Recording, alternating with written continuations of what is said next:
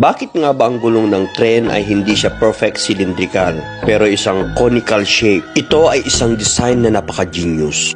Kung normal na gulong katulad ng sasakyan ang dadaan sa riles ng tren na may kurba, siguradong mahuhulog lang ito. Siguro isipin natin madali lang solusyonan. Maglagay lang tayo ng flange sa magkabilaang inner part o stopper para hindi mahulog.